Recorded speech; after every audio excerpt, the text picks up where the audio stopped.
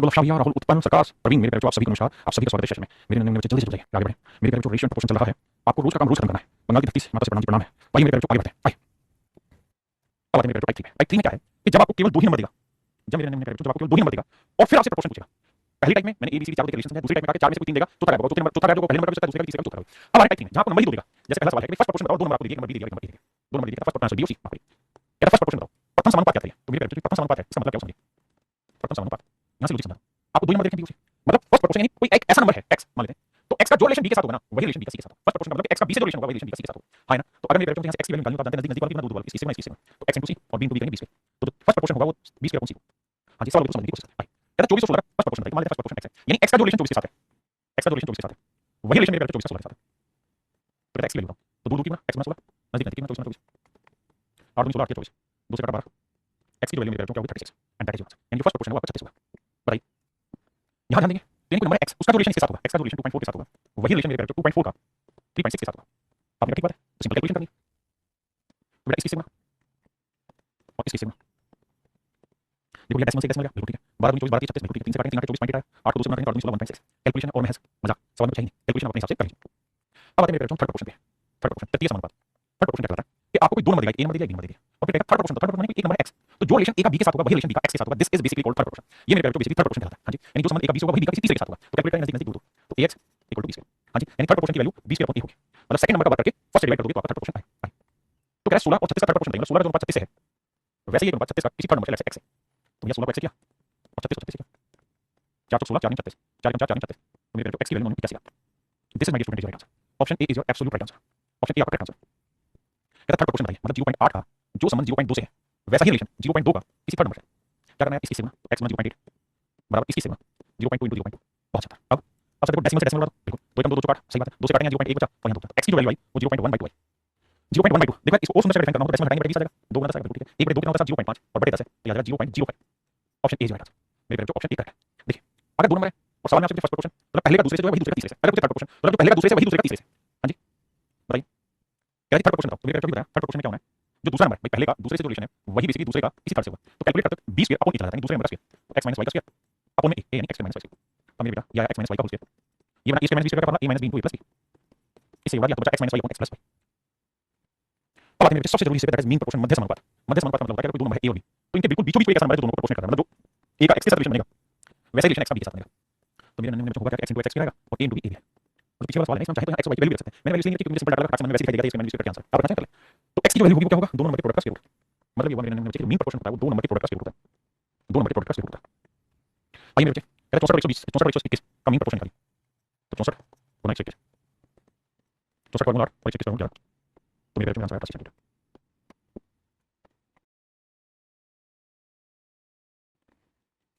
देखिए मेरे बच्चों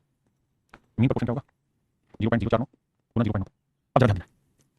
भाई, 49 का वर्गमूल 7 9 का वर्गमूल 3, तो आंसर है मेरे बच्चे 21। अब मोटी बात समझने की ये है कि हम कितने दशमलव के बाद 1 2 3 और 1 है 4, तो वर्गमूल निकालेंगे तो 4 क्या आधा है 2 रह जाएंगे, तो बटे 2 यानी आंसर जो आएगा 0.2 बनाएगा, है नहीं answer. Option D, option D मेरे बच्चे करेक्ट आंसर है। कह रहा है 45 और निश्चित संख्या का मध्य अनुपाती। देखना भाई 45 सवाल पढ़ो पहले एक बार, फिर मैं समझाता हूं। मैं सवाल पढ़ता हूं, एक नंबर है 45 और एक नंबर है n, कहता है इनका मीन प्रोपोर्शन निकालिए, लेट्स से इनका मीन प्रोपोर्शन ये आया और कह रहा है दो और संख्याएं 5 और 22, कह रहा है इनका मीन प्रोपोर्शन निकालिए, लेट्स से ये आया ये वाला, तो कहता है कि इसके मीन प्रोपोर्शन का 3 गुना कर देंगे तो इसके बराबर आएगा, कहता है इस मीन प्रोपोर्शन का 3 गुना करोगे तो इस वाले मीन प्रोपोर्शन के बराबर। आपने ओके बोला, हां जी अब आइए, तो मेरे बच्चे इसको लिखेंगे, आएगा कितना 45 मीन प्रोपोर्शन का दोनों नंबर का मल्टीप्लिकेशन का स्क्वायर करना, यहाँ 3 5 गुना 22 दोनों साइड में स्क्वायर करेंगे, स्क्वायर करेंगे 45 गुना 3 का वर्ग 9 5 गुना 22, देखो 5 3 45 45 मेरे बच्चों n की वैल्यू निकल जाएगी 22, यानी जिस नंबर की सवाल में हम बात कर रहे हैं वो नंबर को छोड़ नहीं 22, वो नंबर मेरे भाई को छोड़ नहीं क्या है 22।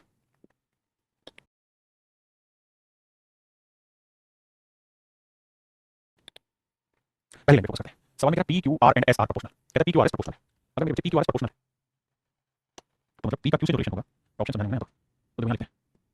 p का q से जो रिलेशन होगा वही रिलेशन r का s होगा, r का s होगा। हां जी अब हमसे सवाल में कहा है तो भाई फिर मीन प्रोपोर्शन बताओ किसका, p square plus r square का और q square plus s square. बहुत मेरे नंबर जो आप इसे रियल भी कर सकते हैं कैलकुलेशन, अदरवाइज सबसे आसान तरीका है और उस तरीके का नाम है क्या, वैल्यू पुटिंग। आपने अलजेब्रा पढ़ा हुआ होगा, अलजेब्रा की चीजें याद होगी कि हम वैल्यू पुट कर सकते हैं जहां जहां वेरिएबल, यहां पर वैल्यू पुट क्या वैल्यू क्या भाई, मुझे दोनों का रेशियो समझना है, इसमें दोनों का 3 ले लेता हूं, तो यहां ऐसे नंबर लो जिनका रेशियो 2 3 है, तो 4 और 6 ले लेता हूं, डबल कर देता हूं, कैलकुलेशन जीरो करनी है, यहां से देखो ये 2 3 2 3 बराबर ही तो आ गए। आपने ठीक है वैल्यू पुट है मेरे p की वैल्यू 2 का 4, r की वैल्यू 4 4 का 16 16 4 20, हां जी q की वैल्यू मेरे बच्चे 3 3 का 9, s की वैल्यू 6 6 का 36 36 और 45, हां जी अरे हां ना मेरे बच्चों अब करेंगे दोनों नंबर का मीन प्रोपोर्शन बताइए, तो भाई दोनों नंबर का मीन प्रोपोर्शन निकालना तो 20 में 45, बहुत सारे बच्चे कहेंगे 45 2 90 ये मीन प्रोपोर्शन 900 900 का वर्गमूल निकालेंगे मिल जाएगा 30, बहुत सारे बच्चे कहेंगे वैल्यू क्यों मान ली, मेरे प्यारे, आप अपनी तरफ से जो वैल्यू मानना चाहते हो उस वैल्यू के अनुसार कर लीजिए, वो भी तरीका बेस्ट है, उससे भी आपको दिक्कत नहीं आएगी दूर तक। You can let any value whatever you want, है ना, बस रेशियो सेम है। अब हमें देखना है कि किस ऑप्शन में सेट हो रहा है 30, देखते हैं भाई। यहाँ p * r क्या है, देखो p * r तो 2 चौक 8 और q * s 3 18, ये तो मतलब नहीं 10 आ जाए, हटाओ, ये तो नहीं देगा, ये नहीं देगा भैया, इस पे p / q, अरे ये 2 पे 3 है, s / r 6 पे 4, मतलब नहीं 30 आ जाए, इनके स्क्वायर पे भी 30 नहीं आएगा। अब यहाँ p * q, करेंगे तो 2 को 3 से गुणा करेंगे तो 6 आया, फिर r * s 4 को 6 से गुणा करें तो 24, देखो 30 आ रहा है, 24 30 आ रहा है, तो मेरे ऑप्शन बी आपका करेक्ट आंसर। अब मेरे टाइप 4 पे चलें, टाइप 4 में क्या है कि जो हमने थर्ड प्रोपोर्शन सीखा, first proportion, second proportion, mean proportion, उन्हीं को मिक्स करा जाए सवाल में, तो कैसे सवाल आते हैं बात होगी। मेरे सवाल में क्या है 2 5 और 4, 2 5 और 4, बच्चा तो धनुपाती जाते हैं, 4 तो मान लेते हैं x है, देखिए मेरे 2 को x से गुणा करेंगे, 5 को 4 से, तो 2 x = 5 × 4, आपने कहा डाटा सेट है, मान लीजिए x की वैल्यू आएगी 10, यानी जो फोर्थ प्रोपोर्शन है उसकी वैल्यू आएगी 10। अब यहाँ तक की कहानी मैंने आपको बता दी, अगली लाइन में क्या है 2.5 और 0.1 से का माध्यम अनुपात क्या है, मीन प्रोपोर्शन क्या है, तो मीन प्रोपोर्शन क्या होता है, दोनों में मल्टीप्लिकेशन करो और उनका स्क्वायर करो, मल्टीप्लिकेशन। अब मेरे एक बात करना क्या, कि 25 का वर्गमूल 5 और 16 का वर्गमूल 4, ठीक है, 25 का 5 16 का 4 5 20 है, यहाँ 1 2 3 और 4 4 जीरो नीचे वर्गमूल निकालोगे तो 2 जीरो नीचे, इससे इसका आंसर है 0.2। तो भाई मुझसे कह रहे हैं कि अनुपात क्या है, फोर्थ प्रोपोर्शन का और मीन प्रोपोर्शन का रेशियो निकालिए, तो फोर्थ प्रोपोर्शन जो निकला है 10 है और मीन प्रोपोर्शन जो निकला है वो है 2 बटे 10 है 0.2, 2 2 2.10 बिल्कुल, 5 से मारेंगे 10 से 50 अनुपात 1, तो आंसर जो है मेरे भाई मेरे बच्चे मेरे से वो है 50 अनुपात 1, तीन राइट आंसर। उसने पूछा कि इसका तो फोर्थ प्रोपोर्शन उसका मीन प्रोपोर्शन, फिर रेशियो निकालो। देखिए मेरे बच्चों ध्यान से बात सुनिए, सवाल में कह रहे हैं find the ratio between the third proportion of 2 और 3 का थर्ड प्रोपोर्शन निकालना। अब आप एक बात तो जानते हैं कि थर्ड प्रोपोर्शन निकालना हो और दो नंबर दे रखे हैं तो दूसरे नंबर का बात करो और पहले नंबर से बात, नहीं तो कैसे लिखोगे भाई थर्ड प्रोपोर्शन नंबर होगा x तो जो रिलेशन 2 का 3 से होगा, वैसा ही रिलेशन मेरे 3 का x से होगा। हाँ जी बिल्कुल, अब 3 4 12 के चतुर्थानुपाती के बीच का अनुपात करते हैं, और कह रहा है 3 4 12 इसका फोर्थ प्रोपोर्शन निकालो, जो रिलेशन 3 का 4 से होगा वैसा ही रिलेशन 12 का किसी फोर्थ नंबर x से होगा, तो भैया 3 गुना x दूर दूर वाले गुना नजदीक 4 गुना 12,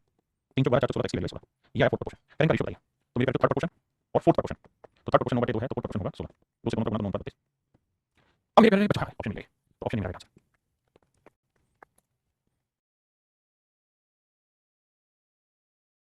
देखिए मेरे भाई सवाल में कह रहा है 12 18 6 का चतुर्थानुपाती है, 12 18 और 6 का फोर्थ प्रोपोर्शन निकालना है, तो ये फोर्थ प्रोपोर्शन x है, तो मेरे बच्चे 12 गुना x बराबर 18 गुना 6, तो 6 दूनी 12 दूनी 18 x की वैल्यू आ गई 9, यानी फोर्थ प्रोपोर्शन मेरे जो आपका नहीं कह रहा 4 और t का तृतीय अनुपात निकालिए, 4 और t का थर्ड प्रोपोर्शन निकालिए आपने, ठीक है। तो मेरे जो दो नंबर देखते हो तो थर्ड प्रोपोशन निकालना है, सेकंड का स्क्वायर करना और first divide 4 to k is to x, तो k स्क्वायर 4x, तो फोर्थ प्रोपोर्शन है। अब कह रहा दोनों बराबर है, तो फोर्थ प्रोपोर्शन और थर्ड प्रोपोर्शन दोनों इक्वल है, तो फोर्थ प्रोपोर्शन 9 था, इन वाले डाटा दूसरे वाले डाटा का थर्ड प्रोपोशन k स्क्वायर 4, 9 36 मारेंगे k स्क्वायर 36 तो k की वैल्यू है, तो मेरे मेरा आंसर जो है वो 6 है। t का मान क्या था, t का मान होगा 6, t का मान होगा मेरे 6।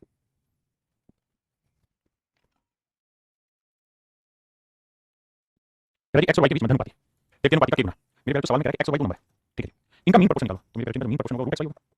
और कह रहा है इनका थर्ड प्रोपोर्शन निकालो, तो वो हो जाएगा दूसरे वाले का वर्ग बटे पहले वाला y स्क्वायर x बिल्कुल नंबर। अब कहता है इनका जो मीन प्रोपोर्शन है वो थर्ड प्रोपोर्शन का कितना गुना है, k गुना, थर्ड प्रोपोर्शन का k गुना, कहता है मीन प्रोपोर्शन है वो थर्ड प्रोपोर्शन का k गुना, इसका k गुना, ऐसा मैं नहीं कह रहा हूं, सवाल है फिर से बात बता रहा हूं, मैं नहीं कह रहा हूं, सवाल क्या कह रहा है x और y का जो मीन प्रोपोर्शन है वो x और y के थर्ड प्रोपोर्शन का k गुना, इसका k गुना, तो ये दोनों साइड स्क्वायर हटाएंगे तो स्क्वायर करना होगा x y आएगा, यहां की स्क्वायर इसका वर्ग करोगे y की पावर 4 आएगा, x का वर्ग करोगे x स्क्वायर। अब मेरे बच्चे बता रहा हूं y से काटोगे क्या, y cube x cube x cube, तो x cube equal to k square into y cube, बिल्कुल ठीक है। तो मेरे जो k स्क्वायर की वैल्यू आएगी ना y x क्यूब बटे y क्यूब, x क्यूब बटे y क्यूब, बिल्कुल ठीक बात है। मुझे वैल्यू किसकी निकालनी है, k की, मुझे वैल्यू निकालनी है k की, ये है k स्क्वायर, तो मेरे बच्चे स्क्वायर इधर आएगा तो स्क्वायर रूट हो जाएगा, x की पावर 3 बटे 2 बटे y की पावर 3 बटे 2, तो हम इसे चाहे तो लिख सकते हैं x बटे y की पावर 3 बटे 2, और हमसे यही पूछा कि k की वैल्यू क्या होगी, k की वैल्यू x बटे y की पावर 3 बटे 2 है, अच्छा x बटे y की वैल्यू पूछी मैं उल्टा कर, सॉरी आओ भाई, तो x बटे y की वैल्यू x और y का क्यूब हो गया और ये k स्क्वायर, तो मेरे x बटे y क्या होगा, दोनों साइड क्यूब करेंगे तो आ जाएगा k की पावर 2 बटे 3, पावर शिफ्ट में आपने चीज समझी क्या, समझिए जैसे जब भी यहां से पावर शिफ्ट होगी तो इधर बटे में रहती है 2 बटे 3 आई, हां जी, तो ये जो वैल्यू है मेरे बच्चों k की पावर 2 बटे 3 है, option C is correct answer.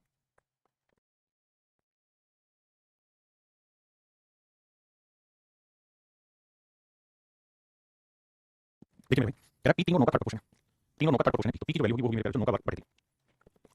27, यहां कह रहा है तो 6 p और 4 का फोर्थ अनुपाती चतुर्थ अनुपाती, यानी p और 4 का फोर्थ प्रोपोर्शन है, सॉरी 6 p और 4 का फोर्थ प्रोपोर्शन का वैल्यू x, तो मेरे बच्चे x को 6 से गुणा करोगे 6x और p को 4 से गुणा करोगे 4 into p, अब मेरे बच्चों p की वैल्यू कितनी है 27, p की जगह 27 कर देता हूं, आप समझ लो, अब देखो 3 दूनी 2 दूनी 4 2 3 27, तो मेरे बच्चों x की वैल्यू है 18, यानी इसका फोर्थ प्रोपोर्शन बैठेगा वो बैठेगा 18। कहता है इन दोनों का मीन प्रोपोर्शन निकालो, तो मीन प्रोपोर्शन हो जाएगा मेरे बच्चे 10.8 और 4.8। देखो मेरे भाई, देखो तो कह है कि एक 2 दशमलव है तो आंसर में 1 डिवाइड बटे में, यानी 1 डेसिमल आएगा, दूसरा ब्रेक करें तो 12 में 108 से लिखेंगे 12 गुना 9 48 लिखेंगे 12 गुना 4, अब अगर हम वर्गमूल निकालें तो 12 12 1 12 बिल्कुल ठीक है, 9 का वर्गमूल 3 आ गया और ये 4 का वर्गमूल आ गया 2 बटे 10, ये तो है मेरे मीन प्रोपोर्शन। अब कह रहा है 2 4 का थर्ड प्रोपोर्शन निकालो, तो थर्ड प्रोपोर्शन हो जाएगा क्या, बेसिक फंडामेंटल इसका वर्ग करो और पहले वाले से भाग दो, तो ये 8 थर्ड प्रोपोर्शन है 8, अब कह रहा है इनका जोड़ करो, तो देखो मेरे भाई 12 की 37 दूनी बेहतर 10 से भागेंगे 7.2 जमा 8, तो आंसर है 15.2 सेंटीमीटर। देखिए मुझे सवाल में क्या कहा गया, मुझे सवाल में कहा गया कि 108 और 48 का वर्गमूल निकालो, तो मैंने क्या किया 108 को पूरे में बांट दिया, 12 में 108 और 48 को 12 गुना 4, अब वर्गमूल निकालते हैं जोड़ देखते हैं, 12 के जोड़ 9 का 3 बन गया 4 का 2 बन गया, तो 12 गुना 3 गुना 35 बेहतर बटे 7.2, थर्ड प्रोपोर्शन क्या होगा, थर्ड प्रोपोर्शन होगा मेरे जो सेकंड नंबर के वर्ग को फर्स्ट से भाग देना, 16 को 2 से भाग दिया 8, कह रहा है दोनों का जोड़ करो तो 15.2 सिंपल आंसर है।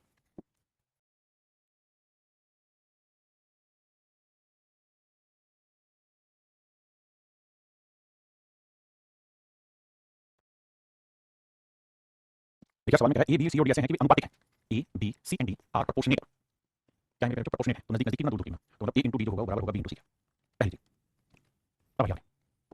अब अगली लाइन में क्या करना है मेरे बच्चे कि जो सी है वो ए और डी का थर्ड प्रोपोर्शनेट है। सी जो है मेरे जो ए और डी का थर्ड प्रोपोर्शनेट है। C is the third proportionate to A and D. C जो है वो ए और डी का थर्ड प्रोपोर्शनेट है। सी जो है मेरे जो ए और डी का थर्ड प्रोपोर्शनेट है। ए और डी का क्या है थर्ड प्रोपोर्शनेट। तो थर्ड प्रोपोर्शनेट का नाम है सी। तो थर्ड प्रोपोर्शनेट क्या होता है इसका वर्क करना सेकंड वाले का पहले वाले से भाग देना। बिल्कुल ठीक है। अगली बात अगली लाइन में क्या है whereas b is the mean proportionate to A and c. जबकि बी जो है वो ए और सी का मीन प्रोपोर्शनेट है। बी जो है वो ए और सी का मीन प्रोपोर्शनेट है बी और बी को क्या कहते हैं मीन प्रोपोर्शनेट नाम दिया। तो मीन प्रोपोर्शनेट का सूत्र होता है मल्टीप्लाई और फिर स्क्वायर रूट। भाई दोनों साइड वर्क करोगे तो 20 की वैल्यू a into c आएगी। यहां दोनों साइड वर्क करने की जरूरत नहीं है डी स्क्वायर बराबर a into c आएगा। बिल्कुल ठीक है। अभी चीज नोटिस करना और वो a into c यहां पे भी a into c यहां पे भी इसका मतलब 20 के और 20 के मेरे आपस में क्या होंगे बराबर। भैया ये दोनों वैल्यू बराबर है तो 20 के और 20 के बराबर होंगे। अब यहां यानी मेरे जो 20 के जो होगा बराबर होगा 20 के। दोनों साइड करेंगे तो b की वैल्यू आएगी b के बराबर आएगी। b और d बराबर है। हां जी अगर b और d बराबर आ गए मेरे बच्चे तो सवाल को आगे लेके चलते हैं। क्या कि भैया अगर b और d बराबर आ गए तो b और d अगर बराबर है b और d मेरे बराबर है ठीक है क्योंकि b और d बराबर है कट गए तो a और c क्या बराबर है। तो आपने देखा कि a और c भी बराबर है b और d मेरे बराबर है b और d भी बराबर है a और c भी बराबर है b और d भी बराबर है और a और c भी मेरे आपस में बराबर। आराम से कितनी बात समझो फिर आगे बताऊंगा कि भैया a और c भी आपस में बराबर है b और d भी आपस में बराबर है। तो ऑप्शन से चलते हैं ये वाला ऑप्शन वैसे कर दिया यहां का बड़ा ये नंबर 20 ये पहले ऑप्शन का हो गया तो आपको पता चलेगा कि चारों की चारों वैल्यूज आपस में बराबर है। अगर आपको दिक्कत है तो a और c दोनों बराबर है तो मैं c की जगह रखूंगा तो a के बराबर 20 यानी a b के बराबर है ना। तो जब a b के बराबर है तो d के बराबर होगा यानी a बराबर होगा b के बराबर c के बराबर यानी option A correct answer.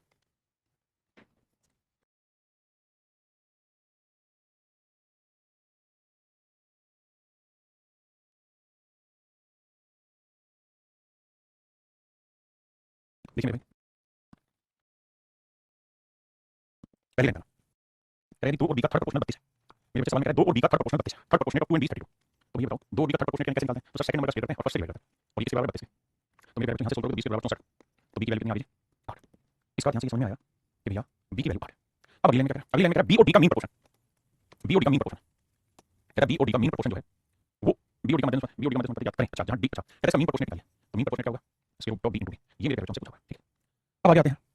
Where d is the third proportional to 7 and e। कहता है d जो है वो 7 और e का कहते हैं d 7 और e का तीसरा समानुपात है। इसका भाई 7 और e का 7 और e का तीसरा समानुपात है थर्ड प्रोपोर्शनल है d। तो d की वैल्यू का सेकंड का स्क्वायर करेंगे और फर्स्ट डिवाइड ठीक है जी। उससे आगे क्या करें जहां e 3 और 3 6 और 7 का जहां e जो है 3 6 और 7 का चौथा समानुपात है। सवाल में कह रहा है e जो है वो 3 6 और 7 का फोर्थ प्रोपोर्शन है। कहता फोर्थ प्रोपोर्शन है इसका 3 6 और 7 का 3:6 वही होगा जो 7 का फोर्थ प्रोपोर्शन e। सवाल में कह रहा है जहां e 3 6 और 7 का चौथा समानुपात है। अब क्या होगा मेरे बच्चे दूर दूर वाला तो 3 गुना e नजदीक नजदीक वाला 6 गुना 7 3 गुना 6 तो e की वैल्यू आ गई 7 गुना 14। अब मेरे बच्चों मुझे d की वैल्यू निकालनी है। e की वैल्यू 14 14 बाई 7 7 गुना 14 28 तो d की वैल्यू आ गई मेरे 28। हां जी अब d की वैल्यू 28 है और b की वैल्यू 8 तो मीन प्रोपोर्शन पूछा था तो b की वैल्यू 8 और d की वैल्यू 28 अब 8 गुना 28 से मेरे बच्चों निकालना हो गया। तो 8 गुना 28 को कैसे लिखेंगे ध्यान से भाई 8 को लिखेंगे 4 गुना 2 28 को लिखेंगे 4 गुना 7 बिल्कुल। तो खास बात क्या होगी सर 4 और 4 एक बार में बाहर बचा 7 तो या 4 रूट 40 तो मतलब इसे सोल्व करोगे तो आंसर आएगा मेरे 4 रूट 40। ये सवाल है मेरे जो लेटेस्ट और अपडेटेड सीरीज क्वेश्चन यहां पे चीजें क्या है थोड़ी सी हेवी लेवल की मतलब हेवी लेवल नहीं है पजल है कैलकुलेशन 3 4 को मिला के बना के। देखिए मेरे बच्चे सवाल में x और y का मध्यम इनके तृतीय अनुपात का 3 गुना है। दो नंबर x और y इनका जो मीन प्रोपोर्शन है वो इनके थर्ड प्रोपोर्शन का 3 गुना ऐसा मैंने सवाल किया तो मीन प्रोपोर्शन है मेरे जो x y ये खुद कैसे सवाल अच्छा 3 गुना नहीं यहां गड़बड़ है इजन टेंशन यहां गड़बड़ n गुना सॉरी सवाल में कह रहा है कि भैया मीन प्रोपोर्शन जो है वो थर्ड प्रोपोर्शन का क्या है n गुना ऐसा मैंने सवाल किया। अब आता है तो मेरे x और y का मीन प्रोपोर्शन ये है इनटू n थर्ड प्रोपोर्शन का सेकंड का स्क्वायर y स्क्वायर तो कह रहा है कि x to y का रेशियो क्या होगा x to y का मतलब ना x/y की वैल्यू क्या होगी x to y तो करेंगे भाई दोनों साइड होल स्क्वायर करेंगे x y ये n स्क्वायर तो मेरे x और y का मीन प्रोपोर्शन ये है इनटू n थर्ड प्रोपोर्शन का सेकंड का स्क्वायर y स्क्वायर तो कह रहा है कि x to y का रेशियो क्या होगा x to y का मतलब ना x/y की वैल्यू क्या होगी x to y तो करेंगे भाई दोनों साइड होल स्क्वायर करेंगे x y ये n स्क्वायर और ये होगा y की पावर 4 बटे x वही सवाल क्या है इसे काटोगे तो ये बन जाएगा x3 बटे y3 equal to n square तो मेरे जो x/y की वैल्यू जानते क्या आएगा n की पावर 2/3 और बटे कुछ नहीं क्या आएगा तो n रेशियो पावर 2/3 इस 2 में रहेगा आंसर पीछे सवाल क्या है ना सेम वैसा ही सवाल। अब आते हैं मेरे जो टाइप 5 पे ये वो टाइप जिसने एग्जाम में आते ही पहले बता दिया और पहले इतना बड़ा बताया कि एक ही बार में सारे क्वेश्चन स्टार्ट कर दिए एक ही में 2 3 सवाल को मिल गए तो क्या है क्या है सर एडिशन सब्ट्रैक्शन उसने कहा कि 4 नंबर है a b c और d ठीक है क्या है भाई चारों के चारों नंबर हैं कोई प्रोपोर्शन नहीं लेकिन इन चारों नंबर में से कुछ कुछ मतलब एक सर्टेन नंबर घटा दें लाइक से x घटा दें तो ये हो जाएगा e - x b - x c - x और d - x तो क्या अब ये सारे के सारे नंबर प्रोपोर्शन हो जाते हैं जो इसका रेशियो होगा वही रेशियो इसका क्या क्या ऐसा कर देंगे तो इस सबको सेम प्रोपोर्शन हो जाएगा तो यही पूछेगा आपसे क्या घटा दिया जाए या क्या जोड़ दिया जाए कि सेम प्रोपोर्शन आ जाए। आइए पहला सवाल पहले से डिटेल्स में अगला सीखा मैं सोचना आपसे डिस्कशन करो देखो बेटा क्या नंबर है क्या 6 8 12 ऐसा चार संख्या है इनमें से हर एक में से समान संख्या घटा दिया तो लेट्स से मेरे तो समान संख्या जो है वो x में घटा दिया यानी 6 - x 8 - x 12 - x और 20 - x और हमें यही पता करना है कि वो x की वैल्यू क्या होगी क्योंकि ऐसा करने से सेम प्रोपोर्शन में आ गई समान संख्या घटा दी तो परिणाम संख्या समानुपात होती है मतलब प्रोपोर्शन होती है इसका रेशियो है वही रेशियो इसका इससे होता है तो कहता है x की क्या वैल्यू है मेरे बच्चों की सेम रेशियो में सेट हां जी अब क्या करेंगे अब हमें काम करना चाहिए इन डिटेल तो पहले डिटेल से इसको इससे गुना करो इसको इससे तो 6 - x को गुना करो 20 - x और नजदीक नजदीक गुना करो 8 - x गुना 12 - x तो 6 को 20 से 120 - x -20x -x क्या -x क्या 8 को 72 से 98 -8x -12x और -+ ये प्लस x अब जब बेटा कैलकुलेशन स्टार्ट करोगे तो x को x बेटा या 120 - 26x और या 96 - 20x तो मेरे बच्चों करो क्या 20 को डालो प्लस का -x और इसको लेके जाओ -24 कट कट मेरे बच्चों x की वैल्यू आई 4 यानी 4 वो संख्या है जिसे अगर हम 6 8 12 20 से घटाते 4 वो संख्या जिसे हम 6 8 12 20 से घटा देते हैं 6 8 12 20 से हम घटा देते हैं तो मेरे बच्चों रेशियो बनेगा प्रोपोर्शन बन जाएगा यानी समान अनुपात में बन जाएगा मेरे बच्चों ये है डिटेल्स का।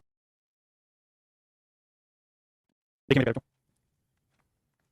देखो मेरे भाई सवाल में किया क्या जाए। अब अगर हम बात करें सोट की, तो सोट में कैलकुलेशन कैसे होंगी, तो अगर थोड़ा सा दिमाग लगाएंगे तो हो क्या रहा है, ऐसा हर एक सवाल में होना है। वो ये रहा है मेरे बच्चे कि जब भी आप इन्हें गुणा करेंगे तो दूर दूर वाली गुणा होगी 20 120 और 20 और 6 26, नजदीक नजदीक वाले 12 96 और 12 20 हमेशा ये फंडा हुआ है। यानी इस चीज को हम डिटेल में करें तो ये सब करने की जरूरत नहीं है, समझने की जरूरत नहीं, सिंपल फंडा मानना है कि भाई 6 को 20 से गुणा किया 120 माइनस 20 और 6 26 या 8 को 12 से गुणा किया 96 8 और 12 20 बिल्कुल ठीक है। अब मेरे पे 20 बनाए तो 26 में 20 का 6 है और 120 और 96 का डिफरेंस है। यानी सीधी सीधी कलम चला सकते हैं, समझने वाले बच्चे के लिए वो कलम ये चला सकते हैं। जैसे हम पेपर में डायरेक्ट काम कर सकते हैं, वो काम ये कि दूर दूर वाली गुणा को 20 120 नजदीक नजदीक वाली गुणा को 12 20 ना 12 50 12 96 मैं फिर से बात बताऊं भाई, दूर दूर वाली गुणा को कर दीजिए, नजदीक नजदीक वाली गुणा को कर दीजिए। अब ये करो मेरे पे दूर दूर वाली को 6 में 20 26 और नजदीक नजदीक वाली को 12 20 तो 26 में से 20 काटो। और ये ध्यान देना कि बड़े में से छोटा काटते हैं, हम डिफरेंस ले होते हैं, पहले होते हैं मेरे पे डिफरेंस ले होते हैं कुछ नहीं, तो 120 में से 96 काटेंगे 24 बचा, 26 में से 20 काटेंगे तो 6 करेंगे तो 5 यानी उस संख्या को छोड़ नहीं चाहोगे, उस संख्या मेरे पे छोड़ नहीं चाहोगे 4 यानी जो काम आप डिटेल में कर रहे हो ना एक्स मान के वही काम कर रहे हैं सोट में, कुछ नया काम नहीं करें, बस उसी को तरीके से करने की कोशिश करें। हां जी, अब एक तरीका और भी सिखा जो सीख पाए उसी की कोशिश करना। 6 8 12 20 मैं कर रहा हूं, इन दोनों का डिफरेंस कितना है साहब 2, इन दोनों का डिफरेंस कितना है साहब 8 रेशियो ले लो 2 1 2 2 काट लिया। अब ध्यान देना पहले डिफरेंस लीजिए, अब इस 4 को गुणा करना है इस 6 से, इसके पहले से और इस 1 को गुणा करना है इस वाले सेट के पहले से, तो 4 को 6 से गुणा किया 24 और 1 को 12 से गुणा किया 12। अब इनका डिफरेंस लेना मैं फिर अपनी बात दोहरा रहा हूं, मैं बात डिफरेंस की कर रहा हूं किसी चीज की नहीं। अब 4 माइनस करते हैं इन दोनों का डिफरेंस लेना, चलिए मैं डिफरेंस तो 24 में 12 4 में 3 3 4 तो आंसर है मेरे पे 4, तो option C is right answer. तो मेरे पे option C is right answer. अगले पे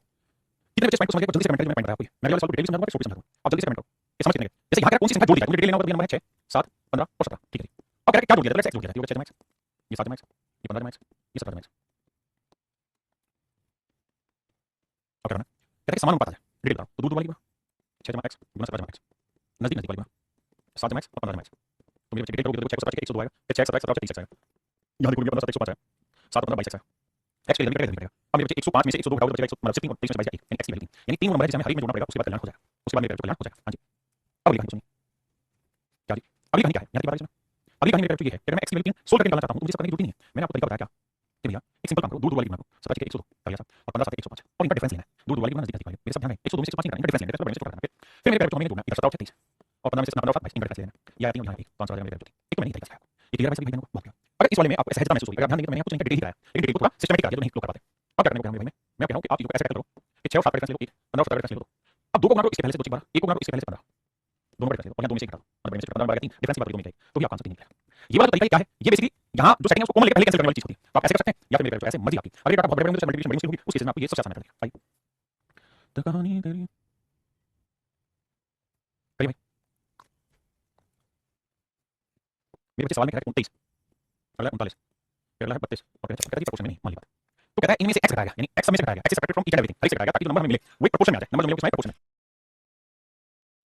अब जरा ध्यान मेरे बच्चों क्या कहते हैं किया ही जाए मेरे बच्चों कि मुझे सोल्व करना है तो 30 और 39 का डिफरेंस बड़ा 16 है ना 6 3 9 2 1 यहाँ डिफरेंस है 32 का 6 में 2 4 5 में 3 24 ठीक है ना भाई, चार 2 डिफरेंस है रेशियो 8 2 16 24 कैलकुलेशन से आप समझ पाए क्या समझ आई। अब मेरे दोस्त करना ये 3 को गुणा 23 है तो 23 में ध्यान देना डिफरेंस चाहिए 2 को 32 32 64 बड़े 3 माइनस 2 तो 5 या 1 यानी नंबर को छोड़ नहीं 5 है, यानी 5 वो ऐसा नंबर है x की वैल्यू 5 है, 5 एक ऐसा नंबर है जो इनमें से घटाने के बाद ये सिंक प्रोपोर्शन में आ जाए, 5 घटाने के बाद मेरे सिंक प्रोपोर्शन में सेट अब कह रहा है कि 22 में 4 कैसे करेंगे मीन प्रोपोर्शन बताओ, तो 5 और 4 9 और 5 3 16 तो कह रहा है 9 16 मीन प्रोपोर्शन तो ये दोनों नंबर ले लो उनका प्रोडक्ट कर दो 9 16 और सिंक प्रोपोर्शन में 44 12 तो आंसर है 12 option D is right answer भैया।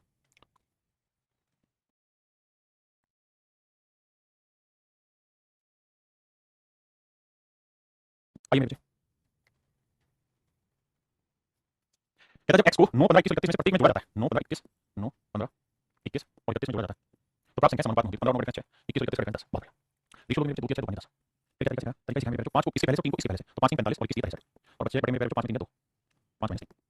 तो 43 में 45 में 18 और 5 में 3 2 काटेंगे आंसर है 9 यानी x की वैल्यू को नहीं 9 पर है 9 की 27 में से 2 में 25 और 9 में 45 और 4 49 मुझे सवाल में कहते हैं मीन प्रोपोर्शन बताइए यानी मुझे 25 और 49 के प्रोडक्ट का मीन प्रोपोर्शन निकालना है मतलब दोनों बताइए 25 का 5 49 का 7 35 यानी मेरे नंबर बच्चों option B is right answer, मेरे ऑप्शन बी आपका करेक्ट आंसर करिए भाई।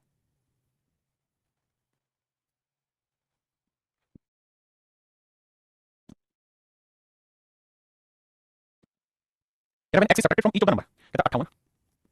75 79 103 कहता अगर हर संख्या से हम x को सब्ट्रैक्ट कर देते हैं तो जो रिजल्टिंग नंबर आता है वो प्रोपोर्शन में आ जाता है। तो सबसे पहले मेरे को ये पूछा जाएगा x की वैल्यू क्या होगी, हां x की वैल्यू क्या होगी। अब देखो दोस्त लगाते हैं कोशिश करते हैं 58 75 का डिफरेंस तो भैया 17 8 17 और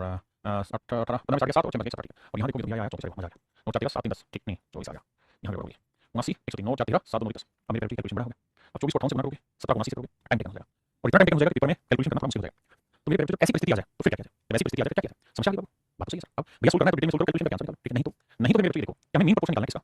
x + 2 का और 3x - 5 का बिल्कुल सही सर। मेरे कहने जब मीन प्रोपोर्शन निकाल रहे हैं तो मीन प्रोपोर्शन का तरीका ये होता है मैं आपको महज बढ़िया तरीका बढ़िया बात सिखाऊंगा जिसका करवाई सवाल चीज को क्या कि जब आपके साथ फिक्स हो गया कैलकुलेशन बहुत लंबी जाएगी क्योंकि अगर रेशियो आसान आता है तो कैलकुलेशन आसान डिटेल तो बिल्कुल समझ नहीं आपके लिए करना वो तो बहुत लंबी चला जाएगा फिर तो काम करिए अपनी तरफ से x की वैल्यू लेट करिए ऐसी वैल्यू लेट करिए कि जो आंसर आए उसके रूप से बाहर निकल जाए इन परफेक्ट के अंदर क्योंकि सारे आंसर मीन प्रोपोर्शन में साफ देते हैं। तो मैं x की वैल्यू लेता हूं तो 1 2 3 तो ये तो हो गई 2 लेंगे तो 2 4 2 6 5 आंसर नहीं है क्योंकि 16 के जवाब नहीं आंसर समझ 3 लेंगे 3 को 5 और 3 3 9 5 4 नहीं बनेगा 4 की 12 देखो 4 तो 6 4 की 12 5 7 नहीं बनेगा 5 लेते 5 2 7, 5 15 में से 5 10, 10 7 इसका वर्गमूल निकलेगा, 6 2 8 और 6 18 में से 5 13 इसका वर्गमूल निकलेगा। यानी हमें कुल मिला के ऐसा कार्रवाई करना है कि वैल्यू रखते देखना है कि इनका वर्गमूल निकालना है, 7 दोनों का वर्गमूल निकालना है, 7 21 से 5 16 वर्गमूल, तो 16 वर्गमूल 4 वर्गमूल 3 तो 4 की 12। तो मेरे जो मीन प्रोपोर्शन 12 हो सकता है, लेकिन मुझे पता है 12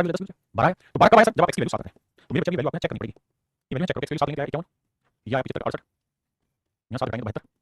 और यहाँ 7 लगाएंगे तो आएगा 96। अब देखते हैं रेशियो सीमा है, तो यहाँ देखेंगे तो 17 51 3 49 60 है, यहाँ पे चेक करते हैं 24 72 24 96 तो 3 4 60 है, तो इसका मतलब x की वैल्यू 7 सही होगी और आंसर ठीक है। तो अगर आप चीजों को इस तरह नहीं जोड़ पाते तो फिर दूसरा तरीका ये है मेरे सवाल करने का, है ना, मेरी बात समझे नहीं समझे।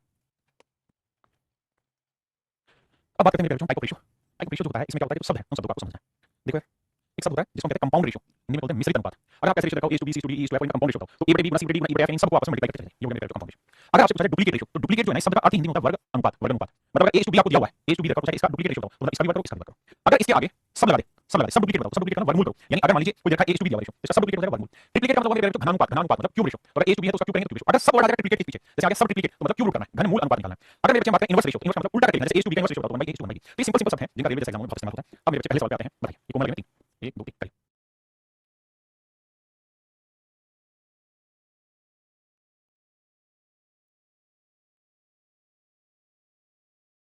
देखो भाई कंपाउंड रेशियो में करना क्या, 2/3 लिखना है, गुना 7/6 करना है, गुना मेरे 4/7 करना है। 7 से 7 कटा 2 3 6 आया, आंसर है 4:9। Option D, this is called compound ratio. अब क्या वर्ग अनुपात क्या है, मतलब वर्ग करना है, 2 का 4 7 का 49, ये वो मेरे डुप्लीकेट रेशियो। यहाँ क्या है डुप्लीकेट, 15 का 225, 17 का 289, ये वो मेरे डुप्लीकेट रेशियो। सब आ जाएगा तो मतलब क्या हो जाएगा, स्क्वायर रूट हो जाएगा। सब ट्रिप्लिकेट होता है क्यूब रूट, तो वर्ग मूल अनुपात, तो कैसे का वर्ग मूल 64 वर्ग 8 हां जी। क्या है इसका सब डुप्लीकेट बताओ, तो 784 840 का डुप्लीकेट बताना है, तो भैया 841 का तो 29 है ना, और 784 का वर्गमूल होता है 28, आंसर है मेरे 28 29। क्लियर है, आइए क्या है इसका वर्ग मूल अनुपात बताइए, वर्ग मूल अनुपात बताइए। देखो 49 का वर्गमूल 7, 1 का वर्गमूल 9, रेशियो चेक करना है 9 यहाँ ले आओ 7 यहाँ ले आओ, तो 9:7। Option D right answer. यहाँ क्या ट्रिप्लिकेट रेशियो बताइए, ट्रिप्लिकेट का मतलब घनानुपात, मतलब घन करना है, तो 7 का क्यूब 343 5 का क्यूब 125 आंसर आया 343 अनुपात 125। यहाँ है मेरे सब ट्रिप्लिकेट, यानी सब ट्रिप्लिकेट घनमूल अनुपात, तो 512 का क्यूब रूट 8 और 729 का क्यूब रूट 9, तो आंसर आएगा मेरे 8 में। हमें बस सब वर्ड को ध्यान से सीखना है। देखिए यहाँ पे आपको करना होगा कि पहले क्यूब रूट देखेंगे क्योंकि हमें सब ट्रिप्लिकेट है, तो 17 का क्यूब रूट 12 है, 21 का क्यूब रूट 21 है। फिर क्या करना है, फिर हमें ये भी देखना है कि भाई यहाँ 3 अंक 1 2 3 1 2 3, तो क्यूब रूट में 1 अंक लगेगा और हमें रेशियो निकालना है, ठीक है। यहाँ हम इस चीज को सीधा यहाँ पे बता सकते हैं, डेसिमल डेसिमल रेशियो था, तो 1728 का क्यूब रूट 12 और 21 का क्यूब रूट 21 है, 21 का क्या हुआ 1300, माफ करिए 2197 का क्यूब रूट मेरे रेशियो। अब कुछ कर रहा है नहीं, कुछ नहीं कर रहा, दोबारा बताते हैं आप ऐसा एक हो सकता है क्योंकि रेशियो जो होता है सिंपलेस्ट फॉर्म होती है, रेशियो जो होता है मेरे रेशियो की सिंपलेस्ट फॉर्म होती है, तो whenever we have to write we have to make sure कि हम उसे सिंपलेस्ट फॉर्म में बांटेंगे। अब यहाँ ये क्या 2:7 का इनवर्स रेशियो बताइए, मतलब ये 1/2 लिखना है, ये 1/7 ध्यान दोगे तो 7 यहाँ जाएगा 2 यहाँ, यानी 7/2 उल्टी कहानी है ना। अब मेरे बच्चों हमारे टाइप 7 में क्वेश्चन है वहां डायरेक्ट और इनवर्स प्रोपोर्शनल है। देखो डायरेक्ट और इनवर्स डायरेक्ट किसको बोलते हैं, अनुपात सीधे अनुपात, इसको बोलते हैं व्युत्क्रम अनुपात, इसको व्युत्क्रम अनुपात बोलते हैं, इसको हिंदी में लिखा क्या होता है, तो अनुपात ही बोलते हैं। कहानी क्या है मेरे बच्चों कि मैं आपको ये कहूं जैसे आपके टाइम में चीज पढ़ी होंगी कि भाई राम किसी काम को, या राम और श्याम है, इसकी स्पीड 20 किलोमीटर पर आवर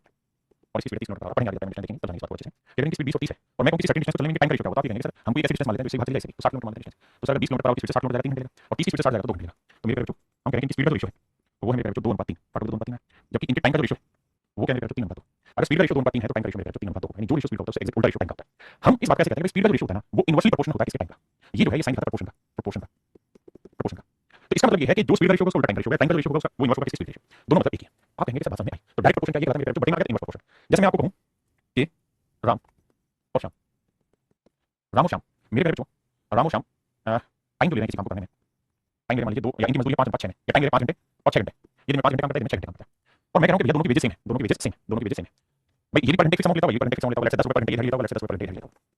तो भैया राम और श्याम की कुल मिला के एक दिन की कमाई कितनी, 5 घंटे 10 के 60 घंटे 10 60 तो 60 50 110, यानी 110 रुपए पर डे इनकी टोटल कमाई होगी, क्योंकि एक दिन में 5 घंटे एक दिन में 6 घंटे। अब मेरा कहना ये है मेरे बच्चों कि अगर इनकी वेजेस बढ़ा दी जाए, इनकी वेजेस बढ़ा दी जाए और इनकी वेजेस 10% इंक्रीज कर दी जाए, 10% इंक्रीज कर दी जाए, तो आप कहेंगे 10% इंक्रीज करोगे तो 10 की जगह 10% बढ़ा दी 11 रुपए पर हो जाएगी, और शाम की वेजेस भी 11 रुपए पर हो जाएगी। जरूर 10 ही अलग अलग भी हो सकती है, मैं एग्जांपल के तौर पर समझाऊं, जैसे मान लीजिए ये है 20 रुपए पर, समझ रहे हैं बात को, कुछ भी हो सकती है। तो आप देखेंगे 5 घंटे में जाएगा 55, 6 घंटे में जाएगा 66, तो 55 और 66 को जोड़ोगे तो आएगा 6 5 11 6 5 11 21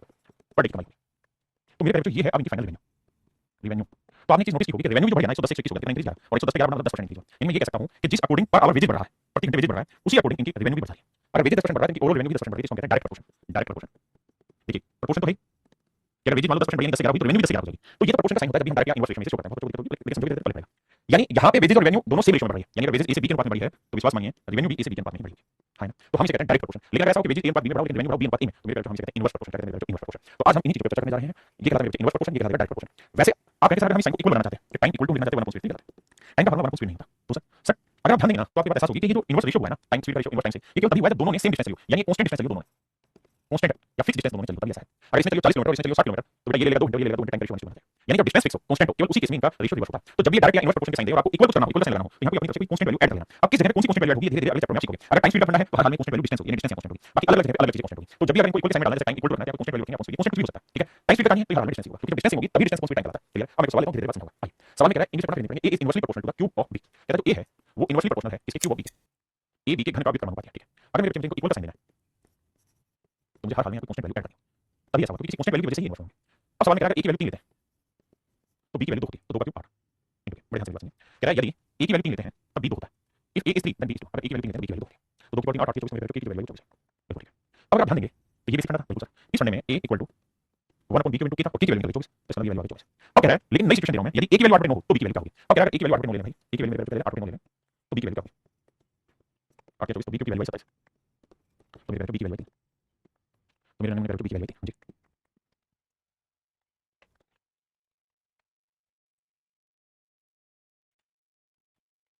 आइए मेरे बच्चे सवाल में कह रहा है x varies directly as root y, कहता है x जो है वो डायरेक्टली प्रोपोर्शनल है रूट y के, मतलब x को जब मैं इक्वल का साइन दूंगा ना रूट y के तो यहां मुझे कोई कांस्टेंट वैल्यू मल्टीप्लाई करनी है। अब पहली कंडीशन कह रहा है y की वैल्यू 20.5 है, 20.25 है तो x की वैल्यू 18 है, तो x की वैल्यू 18 होगी 20.25। अब मेरे 18 इक्वल टू 20.25 का मेरे स्क्वायर क्या होगा, तो सब आप कहेंगे कि ये होगा 4 5 45 होगा, तो 1 4.5 है डेसिमल हटाएंगे बड़े 5 10 आएगा 9 2 18 2 4, यानी मेरे बाबू k की वैल्यू आ गई 4, k की वैल्यू कितनी भाई 4 पक्का। अब इस वाले फंडे में k की वैल्यू पता, इस वाले फंडे में k की वैल्यू पता, तो x इक्वल टू k की वैल्यू आ गई 4 इनटू रूट y, x की वैल्यू 7.2 पॉइंट हटाएंगे मेरे पास 4 से काटेंगे 18 अपना ठीक। अब मेरे पास 2 5 10 2 में 18 भाई दोनों ये आया रूट y इक्वल टू 9 बटे 5, बिल्कुल ठीक है। मुझे वैल्यू निकालनी है, मुझे जो वैल्यू निकालनी है या आप ये ना भी करते तो आप यहां से पॉइंट में ले लेते, कोई दिक्कत नहीं है। यहां से 4 से काटा 18 बटे 10 यानी रूट y की वैल्यू मेरे पास y की 1.8, दोनों साइड के 18 बटे 324 तो 3.2, option D is right answer. हां जी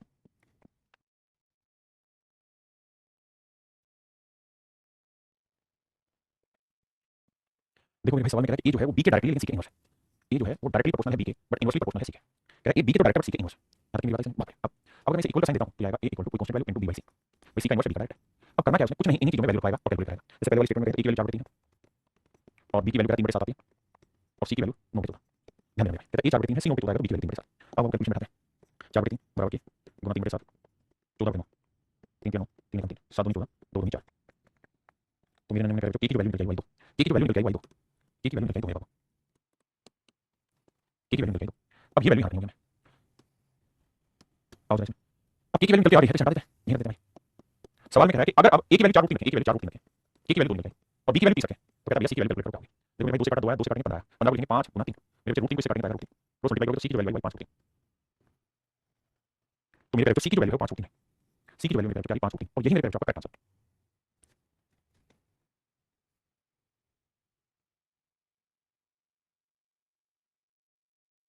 भाई मेरे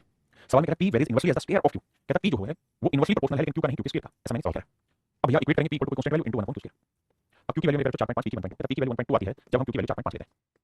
1 अपॉन 4.5 का स्क्वायर, तो आप यहां से p की वैल्यू डायरेक्ट आएगी 1.2 इनटू 4.5 का स्क्वायर। देखो मेरे बच्चे ध्यान से k की वैल्यू है मेरे, हां जी अब आगे की कहानी स्टार्ट करते हैं, इतने में ही सोल्व हो जाएगा सवाल। अब देखिए मेरे बच्चे अब हमें पता है कि भैया p इक्वल टू है k और इक्वल टू है 1 अपॉन q स्क्वायर, बिल्कुल ठीक है। अब अगली लाइन में कह रहा है जब p की वैल्यू 0.3 रखोगे, p की वैल्यू 0.3 रखोगे तो कहता है q का क्या मान होगा, k की वैल्यू क्या है ये वाली 1.2 और 4.5 का square into 1 upon q square, बिल्कुल ठीक है। अब मेरे बच्चे एक बात बताओ q स्क्वायर को ऊपर लेके जाऊंगा तो ये आएगा 1.2 इनटू 4.5 का स्क्वायर और नीचे आ जाएगा 0.3, 3 कम 3 3 12 डेसिमल से कैसे हो गया, तो q स्क्वायर को हम लिख सकते हैं 4 4 को लिखेंगे 2 गुना 4.5 कवर, भाई ये 2 का बराबर 4.5 तो q की वैल्यू मेरे 4.5 गुना 2 स्क्वायर, तो q की वैल्यू मेरे 9, option A is right answer, option ए मेरे राइट आंसर।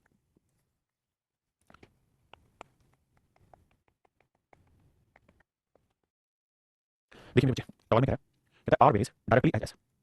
जो r है वो s के डायरेक्टली और t के इनवर्सली, r जो है वो s के डायरेक्टली है और t के मेरे इनवर्सली प्रोपोर्शनल। तो यहाँ देखो r equal to k into s by t, अब कह रहा है r की वैल्यू 2/3 लोगे तो इक्वल टू k, तो s की वैल्यू आएगी 4/21 और t की वैल्यू 5/7, डायरेक्टली लिखूंगा मेरे 7/5।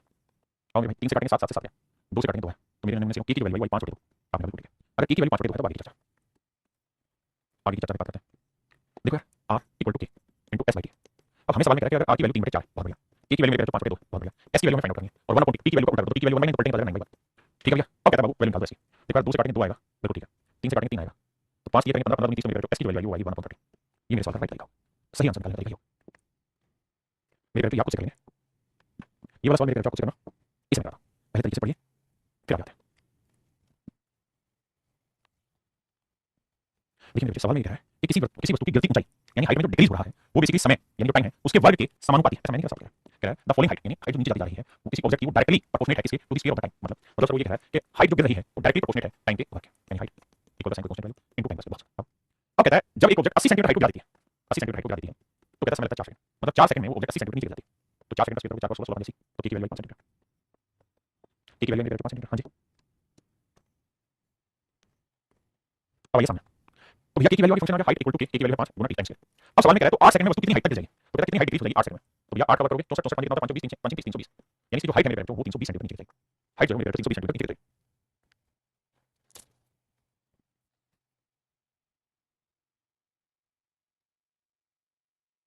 देखिए मेरे बच्चे सवाल में क्या कह रहा है, कहता है fluid consumption of vehicle is directly proportional ना directly inversely with its weight. कहता है फ्लूइड की जो कंजप्शन है वो इनवर्सली प्रोपोर्शनल है इसके वेट के। अगर हम इक्वेट करें तो कांस्टेंट वैल्यू जिसके कारण ऐसा होगा। और सवाल में कह रहा है एक कार दैट वेट 3800 पाउंड, कहता है कार है जिसका वजन 3800 पाउंड है। कार का वजन मेरे बच्चों 3800 पाउंड, सॉरी माफ करिएगा, कार का वजन 3800 पाउंड। तो कहता है कि जो हाईवे पे जिसकी माइलेज पर है पर पाउंड जो है जो भी हो 25 मिलीग्राम हो जाती है। सवाल में कह रहा है कि अगर गाड़ी का वजन 3800 पाउंड होता है तो उसकी जो खपत है वो 25 एमपीजी हो जाती है। तो मेरे भाई यहां से हम कैलकुलेट करें कि वैल्यू 25 गुना 3800 बहुत बढ़िया जी। अब अगली लाइन में क्या है, एक ऐसी कार का ईंधन खपत ज्ञात करनी क्या होगी जिसका वजन कितना। तो भैया कंडीशन निकालनी है कि वैल्यू आपको देखिए 25 गुना 3800 गुना में 1 बटे वेट और वेट देखा मेरे 4550। आ जाओ जी आप करते हैं 0 से 0 घंटा 25 घंटा 25 दूनी 50 25 216 419 या 19 19 से काटो 19 20 यानी कि फ्यूल कंजप्शन जो है वो 20 मिलीग्राम एमपीजी जो यूनिट होगी उसमें। तो फ्यूल कंजप्शन अब जब 4850 पाउंड वेट लोगे तो 20 एमपीजी उसकी फ्यूल की कंजप्शन हो जाएगी। चलिए मेरे